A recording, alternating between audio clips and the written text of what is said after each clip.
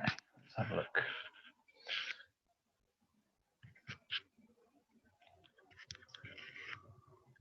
Just trying to see my camera here.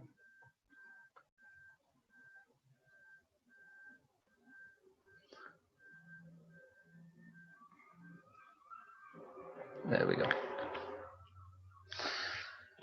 Right, so up in the vise here, I have a 114 Chubb lock, which is now unions.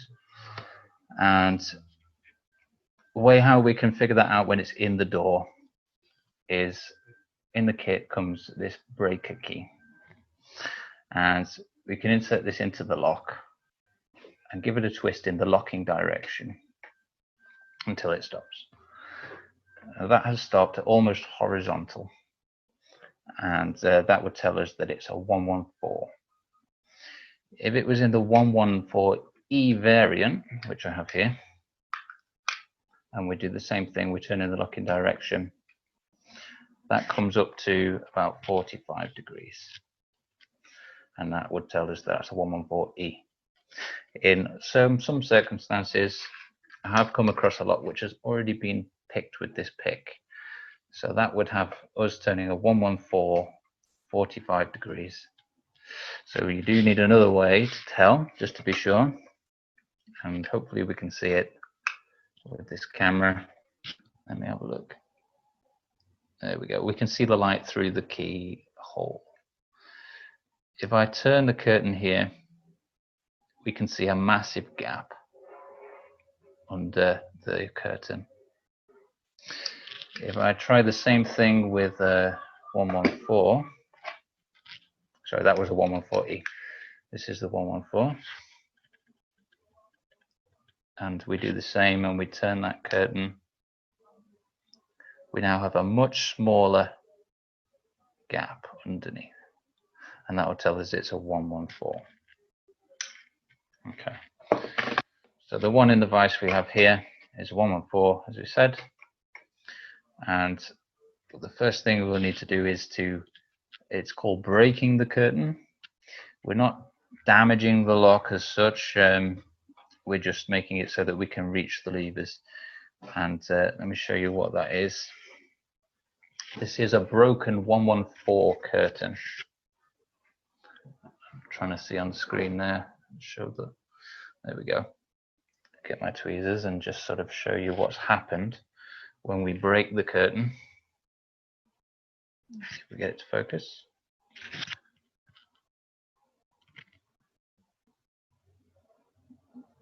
Almost. On this side here, we can see there's a little bit of metal missing, and that's what happens when you break the curtain. So even after you've picked this lock and you've put it back straight, it does not affect the function of the lock afterwards. So you don't have to worry about the lock not working properly after you've used this tool. Okay, so the way how we go about breaking that curtain, I like to take a screwdriver and place that through the eyelet of the breaker key. And we're turning this in the locking direction. We apply pressure until we hear a clunk. Okay, that was one clunk, but I haven't put significant pressure on that to get there. And we're looking to get 45 degrees. So we'll give it a bit more. There we go. And you saw that big jump down. And now we're on a 45-degree angle. So that's fully turned. And then I'll just turn that back into a couple of times to loosen it out. Okay, remove the key. Now, what we should see, let me see if I can take it out of the vise. Okay, in the bottom of the keyway there, we see something's blocking it. And that is the small piece of metal that we just broke. So you would take anything, I'm going to use the tweezers I have here, and I'm just going to poke that metal out of the way.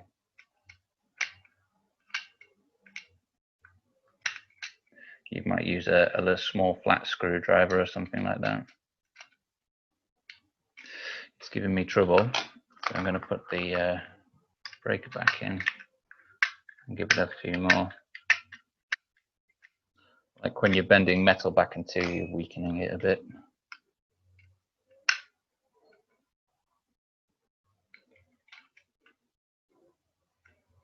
Normally they just push out nicely, but of course it's going to give me some problems here.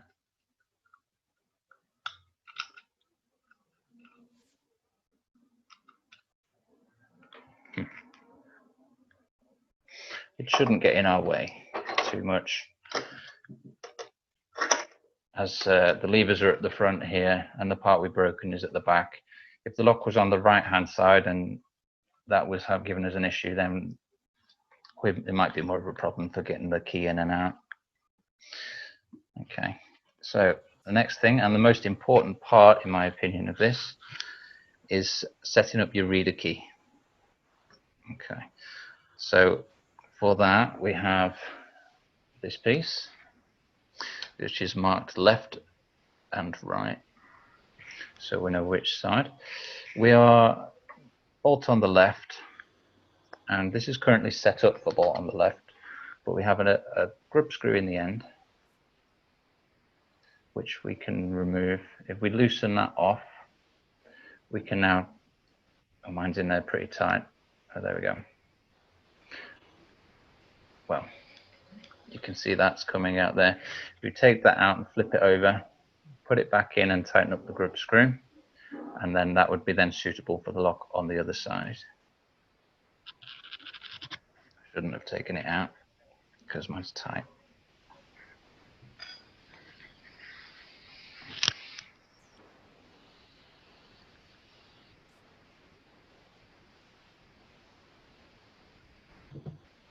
One moment, trying to get this back in. There we go. Tighten that up. Okay, so applying the plasticine to the reader key, we now use these jigs that we 3D printed. Very similar to some other tools as well. It just makes life 10 times easier, and you know you're getting it uniform. So drop that into the mold, and then take your plasticine from the set and drop it in. You can avoid using your fingers on the plasticine. That might be better to stop it getting any oil substance on there or any dirty fingerprints. It is also a good idea to use contrasting color. I'm using white here. It's what came with the kit. Might be better off using an orange one, and that's because we are going to use dry shampoo. I'll show you in a second. So make sure that's flush. The focus is going to be on and off here, but so that sits flush there, and then we'll give it a twist, and that pops out, and we now have a very uniform bit of plasticine on the end of the key. Now we're going to use this spray dry shampoo. You can use any brand really, doesn't really matter. And what that's going to do is stop the plasticine from sticking to the levers when it presses on. So you want to aim this away from anything you don't want completely white. I'm going to give it a little spray. Okay, and that's it. So we've now covered that in a spray, and we'll insert it into the lock and twist in the locking direction to the heels of the levers. Okay, only once. You don't need to be going back and two on it like that, messing up your marks. As you bring it out of the lock, slowly twist to the right so we're not knocking off the plasticine on the way out. And we've got a reading. So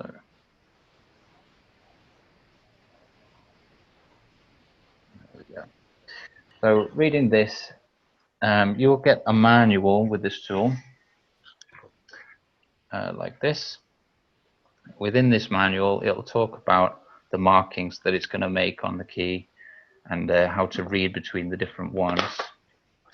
But it's very basic. There's only 3 different marks that you're looking for, so it's quite easy not to get confused with anything. As we're looking at this here, the first lever in the lock is on the right. Again, I'm trying to somebody's sharing their screen. Mark, you're sharing your tracking information.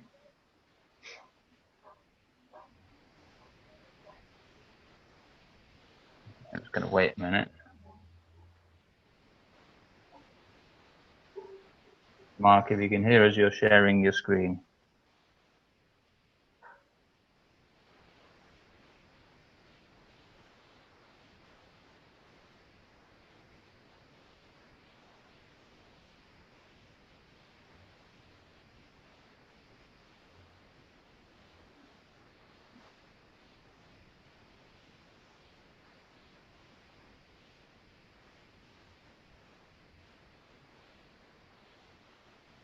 Okay, we're back.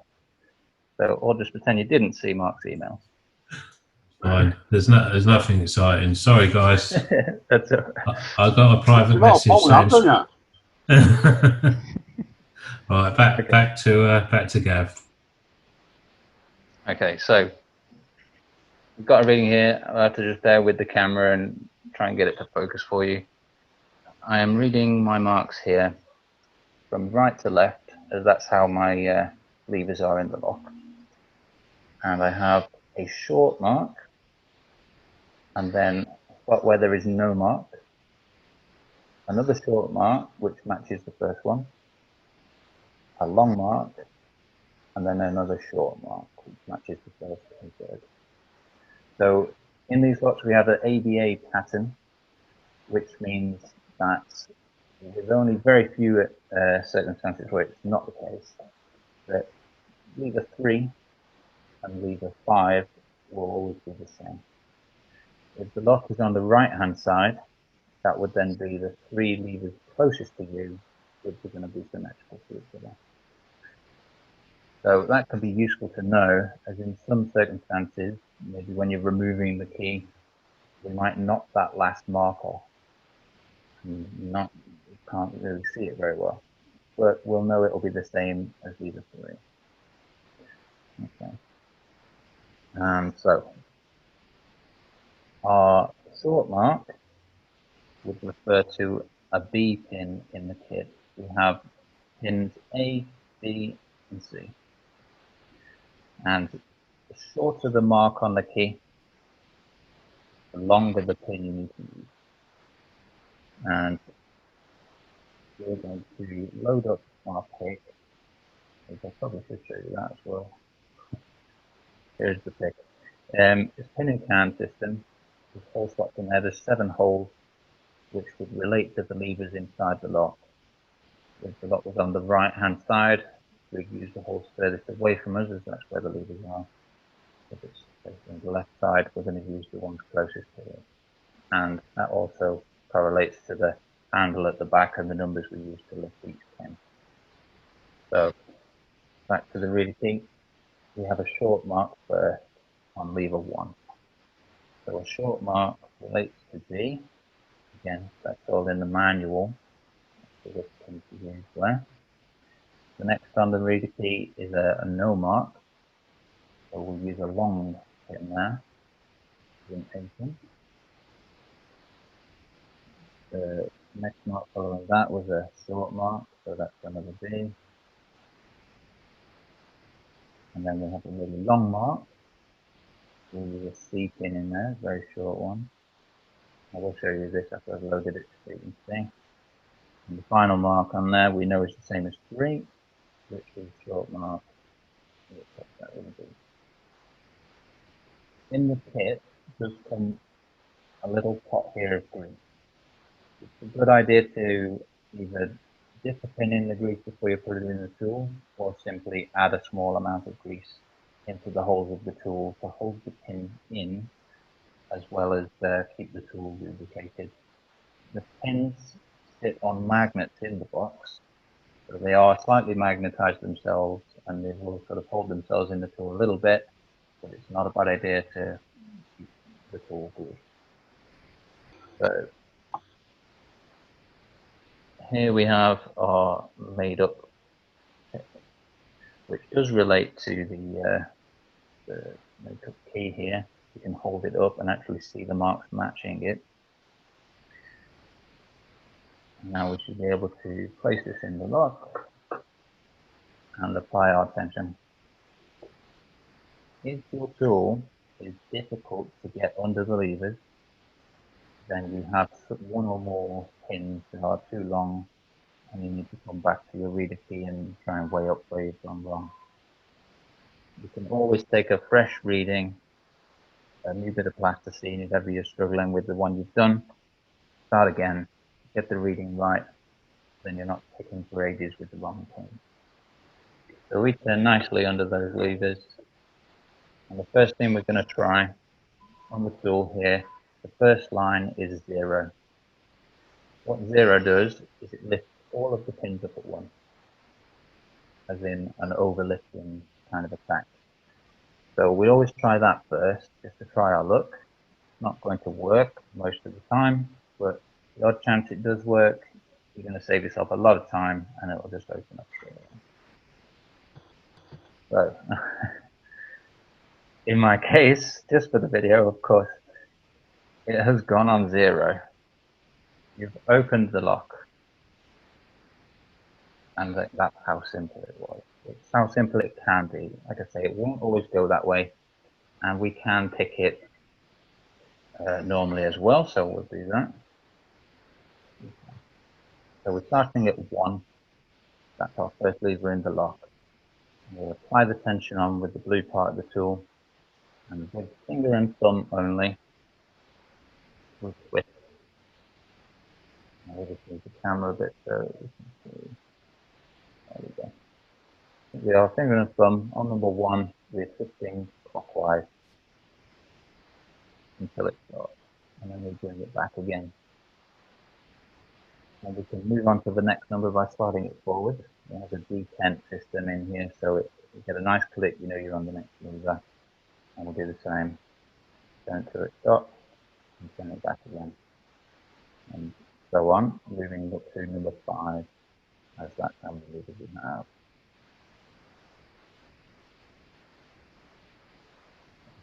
And then I like to then go back through in the reverse order, just move back and forth, turning into those 2 steps. And then I'm going to come backwards and forwards, doing the same thing with the same pressure, and there we've opened the lock. So we won't always go on the 0 like this one did. We got lucky for the video. I have had a fair few open on 0, and it's a lovely feeling when it does. Probably about I've worked it out about 1 in 7 go on 0. It's very nice when it does. Yeah, it's orgasmic, isn't it, mate? Very nice. So, unfortunately, in that one, we didn't get any false notches. I'm sure I have one here. Will. And I have marked this one up, so we don't have to go through that first key reading, but it's exactly the same as was the previous. So I'm going to take all these pins out here, and we'll try and get an anti-pick.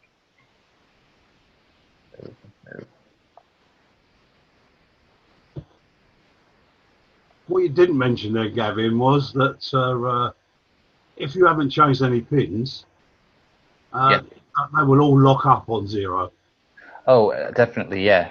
I should have mentioned for sure. As Jeff just says there, in a lot of situations, you need to lock the lock back up again. If you're working warrants or something like that, we always need to lock it again. So if you have your pins correct on your reading, you've got the lock open, and you twist on the 0 setting whilst turning back in the locking direction, the lock is in a sort of overlifting motion, should lock up again. If you're practicing on your bench as well, it's also a good way to make sure that you've got the correct reading. Check that you can lock the lock. Okay, so this is the new lock in here, and I keep forgetting to look at this. So that's 3 A's, a B and an A in this one, and I've previously figured that one out just to save some time. Coming from the front to the back, it is no different if we are picking this in the right or the left side. It's just as easy both ways, as long as we remember which way we're putting the pins in. 3 A's, a B, and another A.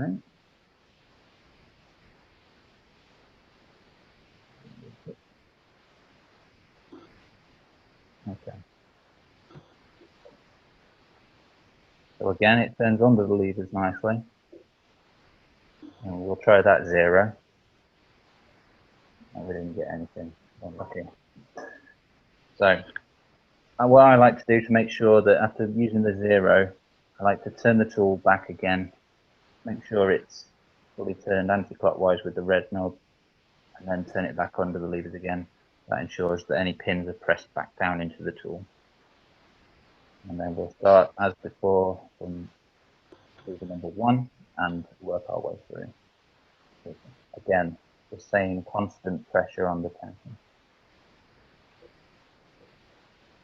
Okay, you've got a big click straight away on lever 2. And the bolt moves in a tiny bit. And that's anti-pick. So I'm sure most of you know what that means. I have a lock open here. And if you can focus it, there's little false notches on the levers themselves, and a V mark in the bolt where that will catch. When it does, we're in the anti-pick, the bolt moves a little bit, and we can now go through the levers, just like picking with hand picks, and feel which levers are bound and which ones are in there correctly. So I'll do that. I'll come back out to lever 1. To move through the levers now, we need to make sure that this red knob is turned fully to the left. That'll allow us to move through. If it's not, you won't be able to move. So we're testing now, and we're just testing to see if it reaches a solid point or if it feels tight, spongy. So 1 feels fine. 2, it's tapping. Now 3, that feels tight and spongy and we can't make it tap. 4, that's tapping. And you would imagine here that 5, the same as 3, so we need to concentrate on 5 and 3 now. And I like to just lift them up on the tool. So we've got 3.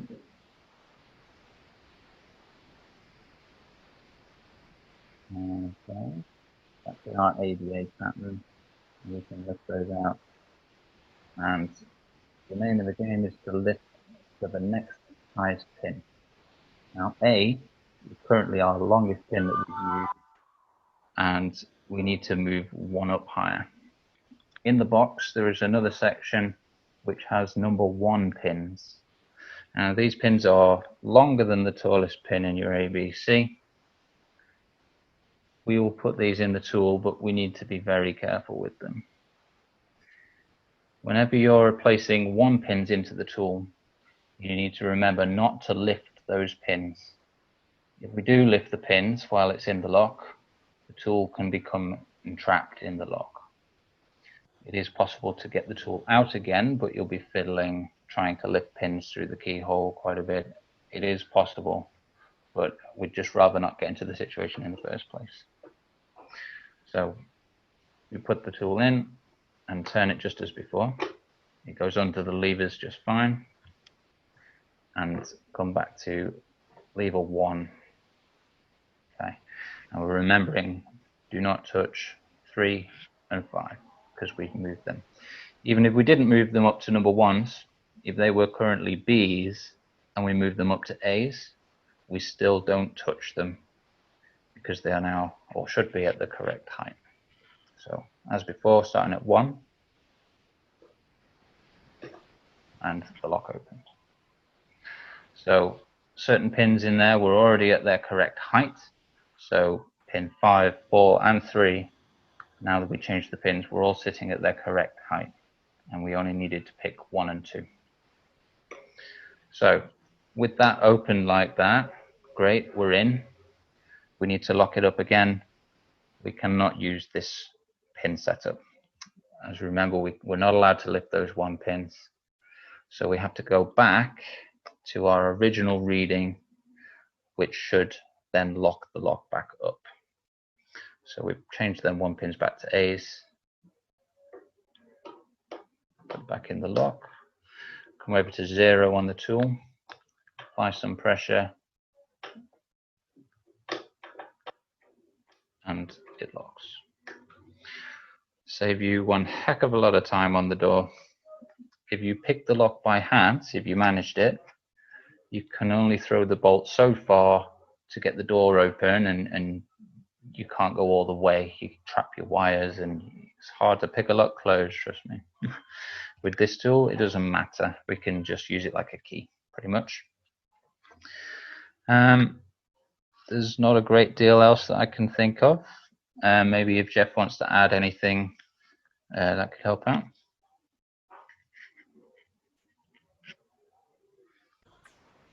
No, but I'll take questions. Oh yeah, for sure. Any questions, anyone? I think currently everyone's muted.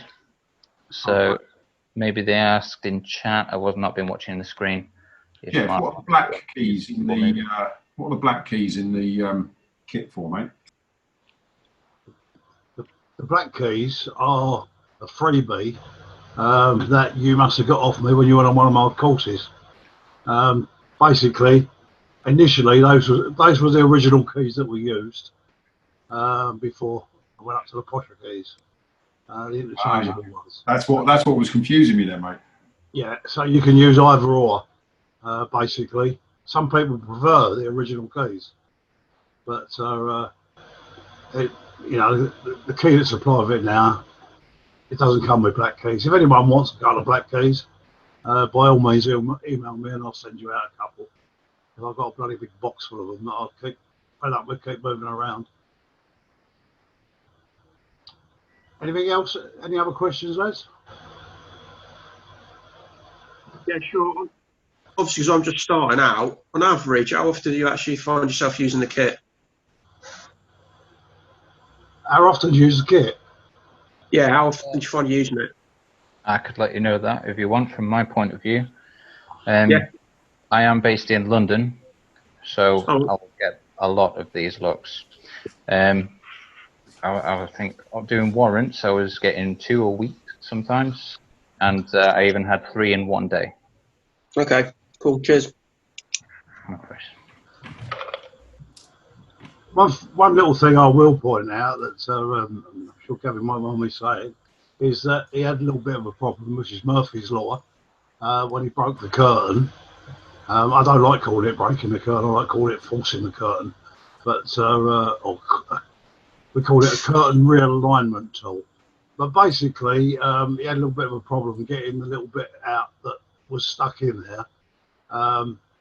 What I tended to use is like a 4-inch walling file and just poke it in there and just give it a bang, and it just knocks it off and knocks it out of the way. Yeah, yeah. It's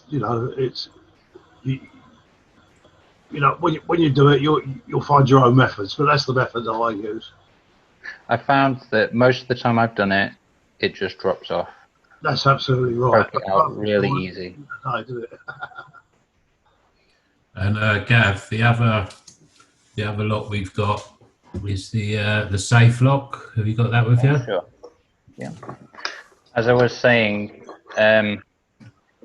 that's the exception when it comes to the ABA pattern in these locks. This one here belongs to a Chubb Heritage safe, and it does not have the ABA pattern. As you can see on the key, it's not symmetrical. The tool, the operation of the tool doesn't change. It's exactly the same, only don't assume that it's the ABA as you're loading the pins.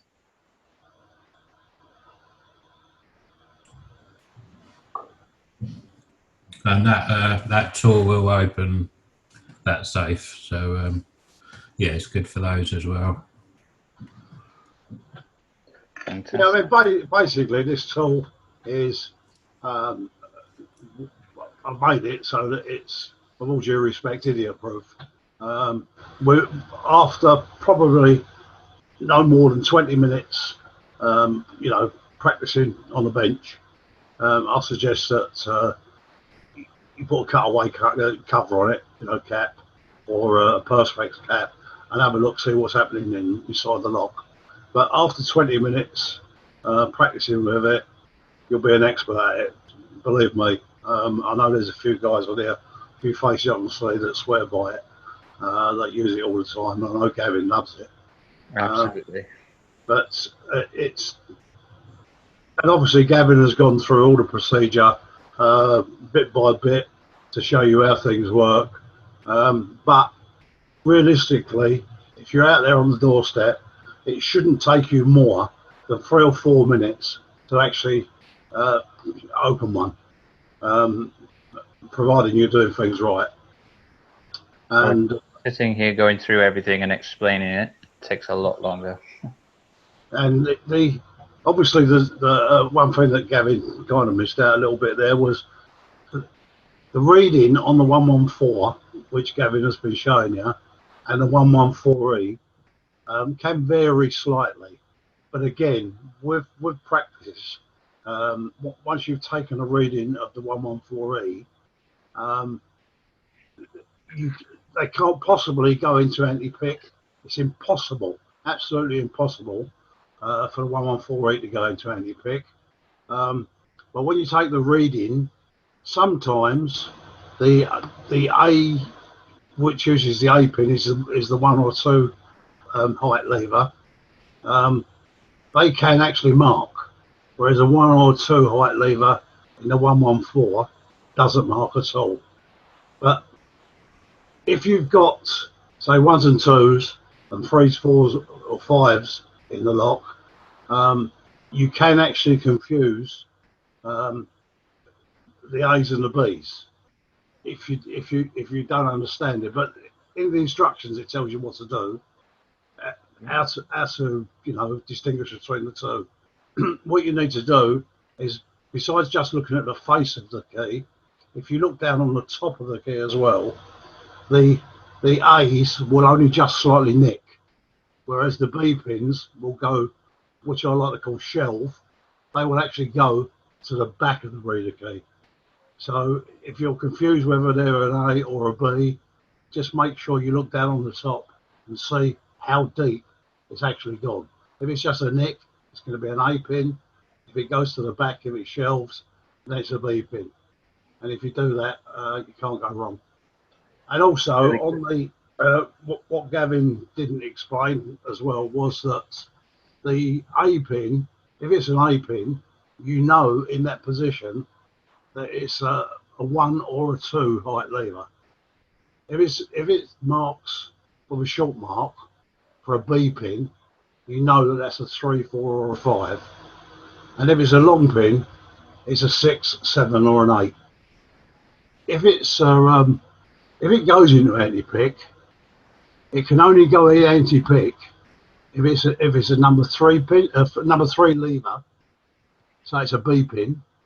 So if you're not sure, if you look at your reader key and you've only got, like, say, like 1 B pin in there, you can try just changing that over, going up to an A pin and doing it. And it, as I say, it can only go into a number 3 is the only one it can go. It normally goes to anti-pick. It can go into anti-pick on a number 1, but it's very unlikely. If it does, you change from an A pin to a number 1 pin, and you just don't touch that. And as Gavin did mention, if you've got an A pin in there, whatever you do, try not to lift that inside the lock unless it's underneath a lever. If it's under a lever, if you lift it, when you turn the red knob back, the spring action of the lever will actually push that back down into the pit. Not a problem. If you lift it before you're under a lever, then you will try to get it out of the lock and it'll be too long. It won't come out through the keyhole. Not a problem. You can get over that by just using the simplest way to do that is to turn the tool up as if you was unlocking it, but not too far up, because it's not going to go too far up anyway, because it's not going to go under a lever. But then if you tap the top of the tool lightly with the red knob turned in the left position, it will allow, well, just by tapping it, will allow the pin to drop back down into the tool and you should be able to retrieve it. If that doesn't work for you, you can use a thin piece of spring wire, like a lever spring, and sort of get in there underneath the pin and push the pin back into the tool, and you should be able to retrieve the tool from the lock. Does that make sense? Yeah, perfect. But you will, you know, obviously when you've got it on the bench, do it deliberately and see what I mean, and you know, and then you'll understand it. Then you'll understand how to get over the problem. Don't panic. That's what I'm saying. I mean, I've had lads that like sort of panicked and they try to get it out, and they send it back to me and they say it broke. Nobody ever says I broke it. They always say it broke. It committed suicide. It jumped out of the lock and, you know, killed itself. But as I say, don't panic. Just quickly, while you were saying that, Jeff, I loaded up a 114E lock here and took a reading of it, and it has indeed shown us some marks where there should not be. So hopefully you can see that on here. It's not very good, to be honest. Yeah, the focus is not very good, unfortunately, Gav. I'm sorry. Let me find something maybe to put behind it. Just look here. Well, Gav, if you go over to your other camera, your phone sure. camera. If you want to pin it. Yeah. Oh, we should have gone with that one to start with. Yeah, that's a nice idea. Okay. Yeah, that's much better. Yeah, that's great. Trying to get it in the window light as well. Okay, so on here, from right to left is our first lever, and the other side is our fifth lever. We do have two marks on levers 2 and 3 on there. But if, as Jeff was saying, if we look down from the top like this, and those marks don't meet the metal part of the key blank, then it's not going to be a C or a B. You'll always think it's an A thing. That's it, yeah. I think your mic's a bit covered up, Gav. Oh, Maybe. sorry. That's better. Did you hear what I said? Yeah, just a bit muffled. That's fine. So it's always a good idea to look down on top there. If you don't have a jig and you've done it by hand, it's always a good idea as well to try and slice down the front like that, and then you can see properly on the edge which ones are meeting the metal and not. That's right, that's good.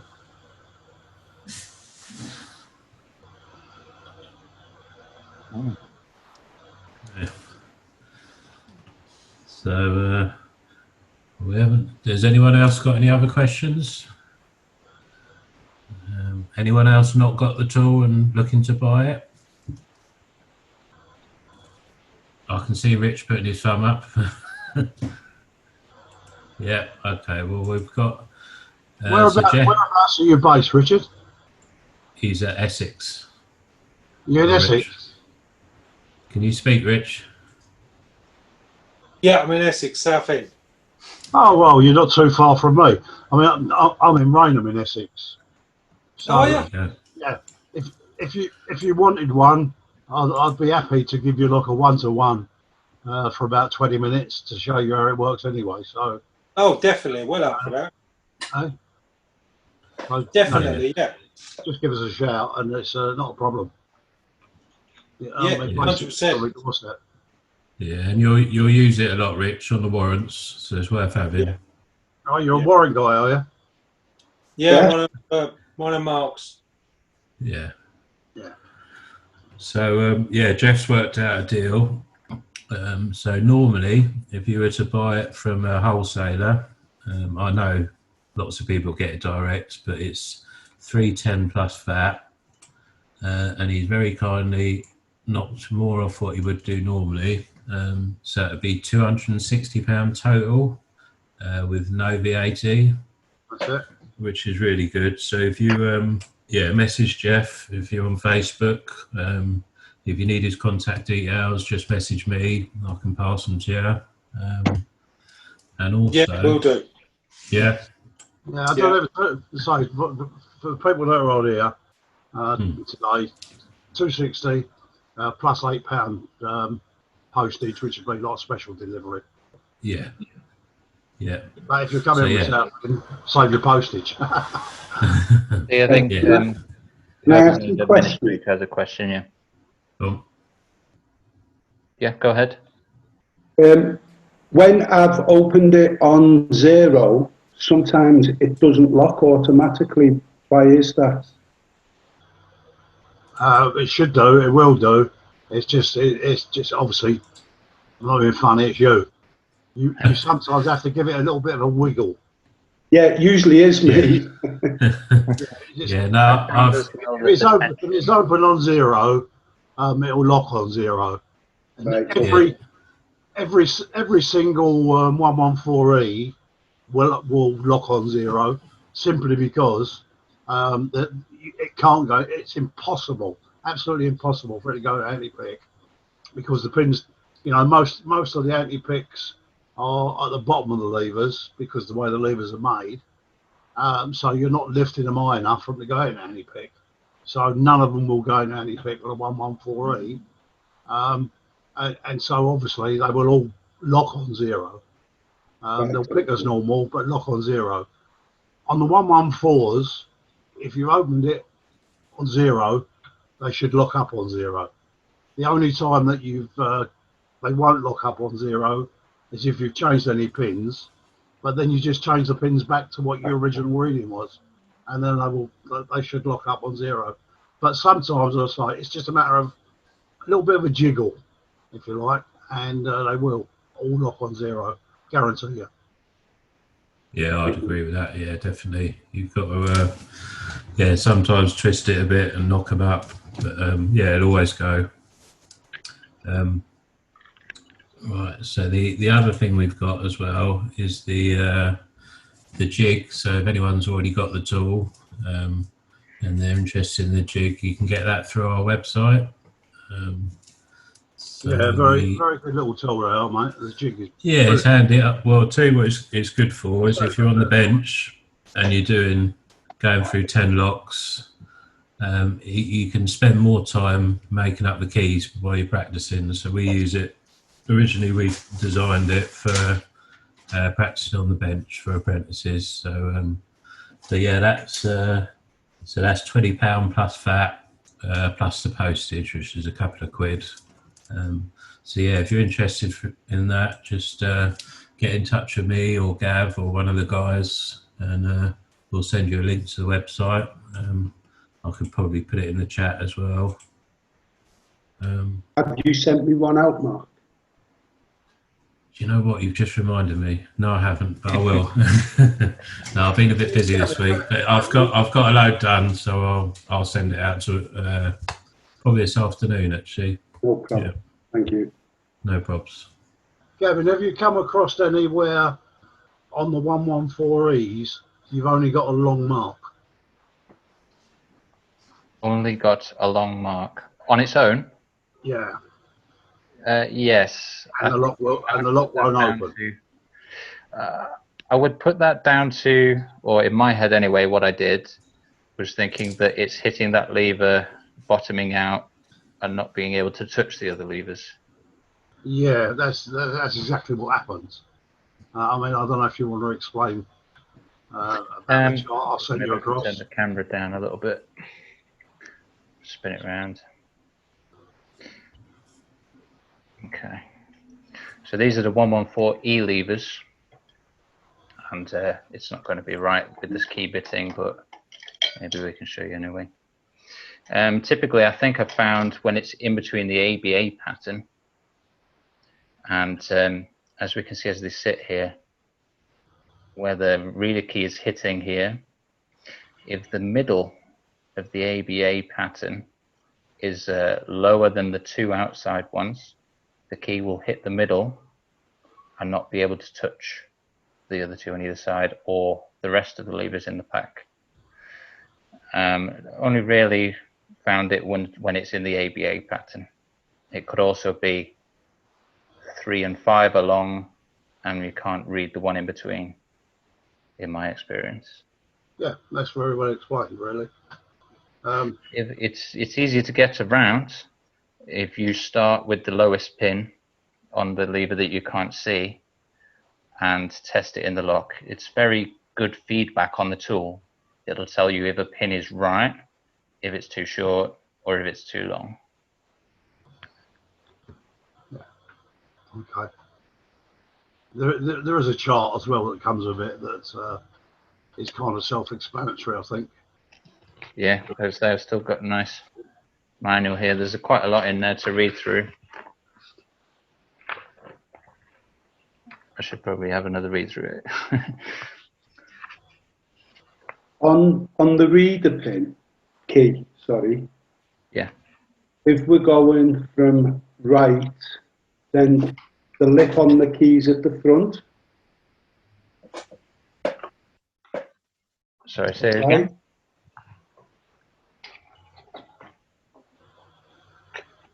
The key we use for the plasticine. Yeah. If we're on the right-hand side, then the lip is at the front. No. No? The other way No, around. the way how you can check, let me take this plasticine off. The blade sits offset on the key shank itself. Yeah. So you want the side with more space where your plasticine is going to sit. So you can see here with the notch missing at the front, this is set up for a left-handed bolt, as this is where the bolt will sit and the levers are at this side. Right, okay. So we flip it round if we want to do the lock on the right. I've actually got it round the wrong way before on a job, and I got a bit confused, didn't I, Gav? Oh. I sent him a picture. We were like, I've never seen a read like it, and then yeah, of course, I got it round the wrong way. The reason that notch is out of the reader key is in your picture there, Gav. Up the top there, you've actually got a curtain below the old brass curtain. No, the one at the bottom. That's it. If you put that reader key in from the left-hand side, yeah, and then turn it over, let's see the other side. You can see there's a raised portion on the actual curtain. Yeah. Okay. And that's to get over that notch is to get over that raised portion, that's all. That doesn't matter on the 114 because it hasn't got that. But when they brought out the 114E, that just gives you that little bit of extra turn. You know, it's only it's a gnat's cock really, but it gives you a little bit more to actually get past that that raised portion on the curtain. Okay. I see also, Gav, that you've got a brass curtain there, which is for the very old pre-1980, and you've broken the curtain on that, and you shouldn't have done that. It's unnecessary. If you've got the brass curtain, that's in the old lock that's got the removable hard plate. You wouldn't have to break the curtain because we just don't have to. You can take the reading with it not broken. And instead of having 8 levers in those, or 8 leverites, they've only got 7 leverites. So when you take the reading, you'll get exactly the similar reading or same reading. Basically, back in the day, the original 114s, say pre-1980, had this brass curtain, and we used to read the levers, and they would all read individually. So you could look at the lever. Ones and twos didn't read. So if there was no reading, you knew it was a 1 or a 2. But 3, 4, 5, 6, and 7 all read individually, different heights. So they went down. The marks was in increments, if you like, if you understand that. A bit like a lot of the modern locks do today. For example, the I don't know, era fortress, if you like, or the ASEC. You know, you look at those and you go, oh, that's a 1, that's a 2, that's a 3, that's a 4, and you make your makeup key. Well, that's what we used to do with that one. We used to make a makeup key, and it was difficult to actually. Sometimes you're in the dark, and your eyes weren't particularly good. You know, you got bottom glasses. And you used to look at it and say, is it a 3 or it could be a 4? So you would try a 3 in there and it wouldn't work, and then you put a 4 in there. So you had a complete complement of pins. But with this if you look at Jonathan Horsley cameras now, he's actually got one there. Don't know if you can move it over, Mark. I don't know where Jonathan Yeah, is. hang on. Yeah. Hang on. Yeah, can everyone see that? Oh, where are we? Oh, I've got him, yeah. Okay. So what are we looking at, John? You have to unmute, John. What are we looking at? Can you- Oh, don't, that's horrible. Go on. I think I saw his wooden box there. That's it. Oh, He's the wooden unmuted. box.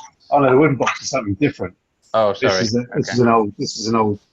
the wooden box here. Yeah, that was Jeff will know what this is. Yeah, well, that's what I was just explaining. That's the original.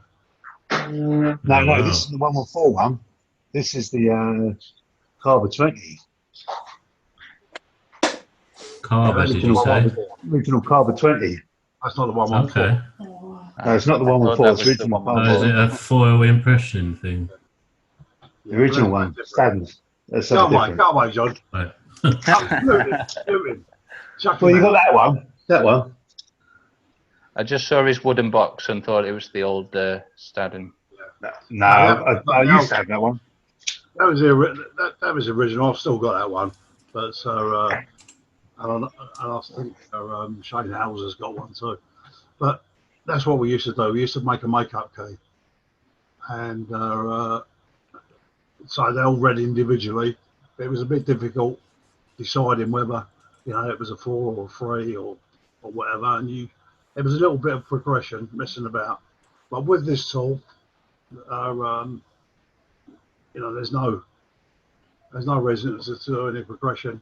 You just use it exactly the same as you do for the 114 or the 114E. And we've got a question from Gerard, and he's asked about the zoo copies.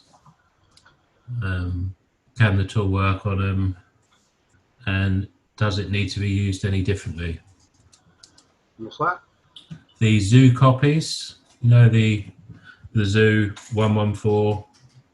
Well, I've got to be honest with you. People have put demonstration videos up of it being used, and some people have had success with them. I personally like to think that I'm a pretty good locksmith. I really haven't had any joy with them at all. Really? Yeah, I sometimes suspect that some of the people that are putting them up are actually changing the lever packs. I have done them myself. Okay. They will go. Sorry? They will go as I don't normal. suppose you haven't got one with you, Gav, have you? Ooh. No, I'd be down go in the down van. with that. Oh. Yeah, But, it's something that I'm investigating and looking into. I think it might be. I think I know what the problem key is. bitting. It's adaptation, but it's hand on heart. I wouldn't say.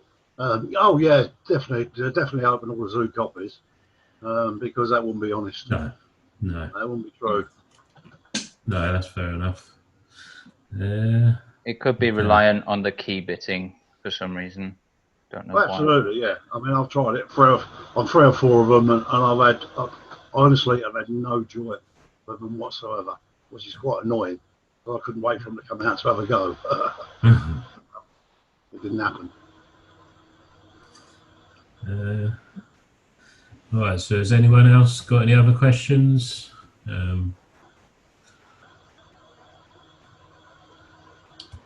Everyone can get hold of Jeff if they need to buy one. If you're on Facebook, I assume you are because you've got the link to this. Yeah, you can message me on the best way. Facebook, or you can email me. Email if you've got a pen handy. It's jturner636@aol.com. Yeah, I'll put it in the chat.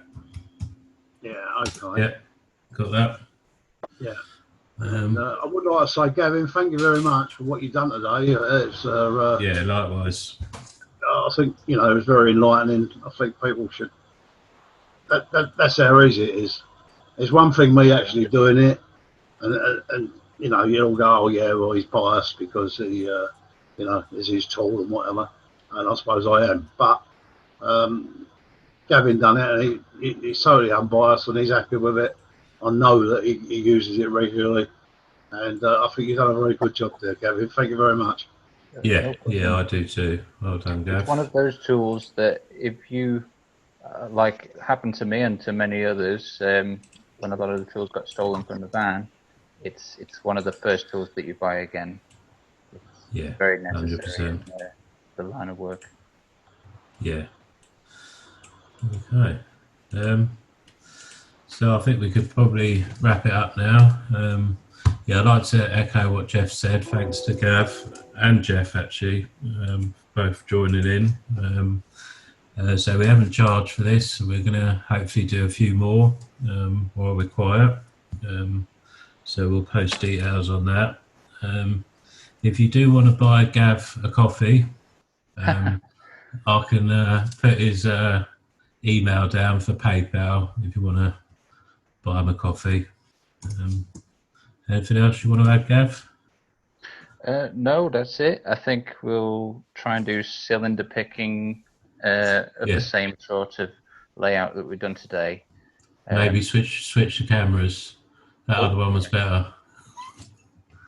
What? No, this is what you're looking at. I said when you went to that new camera. Oh, sorry. Yeah. The Gav one. You're looking at my ugly mug at the moment, I think. But yeah, next time we'll use the. There's any barbers on there. Any barbers out? I did have a setup with the DSLR cameras, but it was just a bit of a problem at the end trying to get them connected. So. Yeah, we'll work it out. So yeah, I think that's it. So yeah, thanks for joining us, everyone, and we'll go for the same time next week, and yeah, post some details, and yeah, thank you. Okay, if anyone has got one and they're having problems with it, I'll be happy to talk you through it. If you just message me with your phone number, I'll call you back and I'll talk you through what the problems you're having. But you shouldn't be having any problems. Thanks, everyone. Yeah. Thanks a lot. Thanks a lot, everyone. Cheers, all. Thanks, everyone. Take care. You too. Thanks. Hey, cheers. Thanks. Cheers, guys.